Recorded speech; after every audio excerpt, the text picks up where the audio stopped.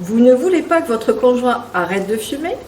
C'est simple, demandez-lui d'arrêter. Bonjour à tous, je suis Stéphanie Langlais du blog ethnotravels.com sur le voyage ethnographique au Pays Basque et en Asie.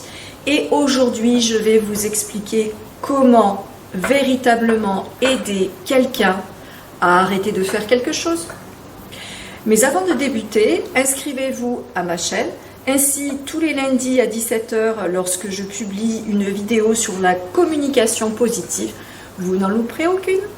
La première chose dont il faut tenir compte lorsqu'on souhaite que quelqu'un arrête de faire quelque chose ou lorsque quelqu'un veut arrêter de faire quelque chose, c'est sa psychologie. Deux choses. Est-ce que la personne souhaite vraiment arrêter de le faire ?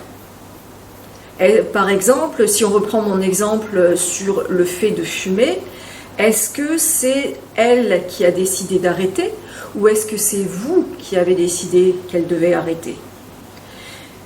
Si la personne l'a décidé, ce sera beaucoup plus simple et c'est même la seule solution pour qu'elle arrête. Vous ne pourrez pas la faire s'arrêter contre son gré.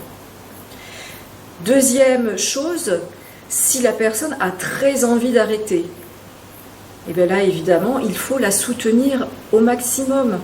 Donc ça veut dire comprendre ses motivations, mais ça veut dire aussi surtout être là, être présent et l'encourager.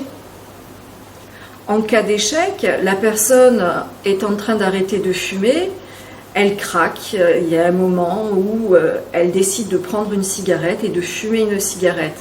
Eh bien la meilleure attitude à adopter, ce n'est surtout pas de lui faire des reproches, mais c'est de l'encourager. Bon, ok, tu en as fumé une, mais ce n'est pas le bout du monde. On va continuer, je serai toujours là pour te soutenir et tu vas finir par y arriver. On va y arriver ensemble. Soutenez-la. Deuxième situation à laquelle vous pouvez être régulièrement confronté, c'est par rapport à un enfant. Donc là, c'est pareil, il faut tenir en compte la psychologie de l'enfant. Si vous dites simplement à un enfant « Non, ne pose pas ton verre ici », l'enfant ne comprendra pas. L'enfant ne comprend pas la négation. Il est mu par l'exemple. Il a besoin que vous lui montriez l'exemple et surtout que vous lui expliquiez tout simplement où poser son verre. Tout simplement.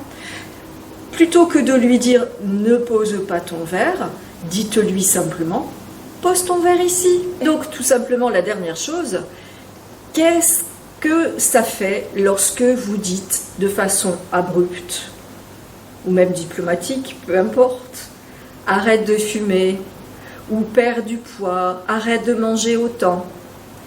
Psychologiquement, la personne se sent encore plus culpabilisée. Si la personne en plus a véritablement envie d'arrêter de fumer ou si la personne a envie de perdre du poids, si vous lui dites arrête de manger, arrête de fumer, évidemment vous allez la culpabiliser encore plus. Ce n'est pas une façon de la soutenir, ça c'est une évidence. Et la deuxième chose, plus vous allez lui parler de arrêter de fumer, plus il va voir de cigarettes dans sa tête. Plus vous allez lui parler d'arrêter de manger, et plus il va voir de beignets dans sa tête. Il va en voir partout. Donc, si vous voulez que quelqu'un arrête de fumer, ne le dites pas de façon abrupte. Ne lui dites pas arrête de fumer, mais encouragez-la dans sa démarche. La personne a envie de maigrir, encouragez-la dans sa démarche. Elle veut moins manger, encouragez-la, mais surtout ne lui dites pas ne fais pas ça. Le fait de dire à quelqu'un de ne pas faire quelque chose, c'est évidemment le meilleur moyen, tout simplement pour qu'il le fasse. En conclusion, on obtient toujours beaucoup plus facilement que quelqu'un fasse quelque chose quand on lui dit de façon positive que quand on l'oblige à faire quelque chose. Il faut que la personne déjà en ait envie et la meilleure façon pour lui faire arrêter de faire ce qu'elle n'a plus envie de faire, c'est de l'y encourager et de la soutenir. Voilà, j'espère que cette vidéo vous a plu. Si vous voulez faire appel à mes services de consultante en communication, vous pouvez me contacter directement via mon blog.